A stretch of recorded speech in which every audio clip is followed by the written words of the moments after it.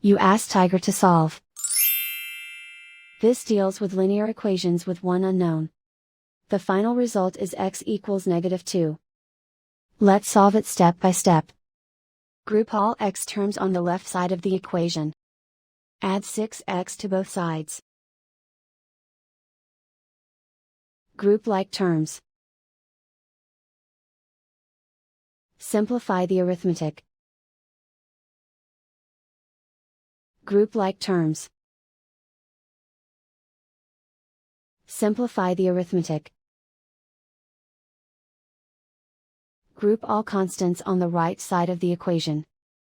Add 7 to both sides.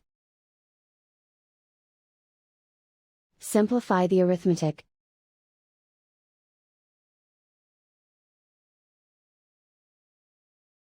Isolate the x. Divide both sides by 11. Simplify the fraction. Find the greatest common factor of the numerator and denominator.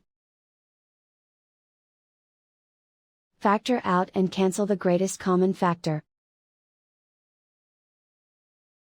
And so the final result is x equals -2.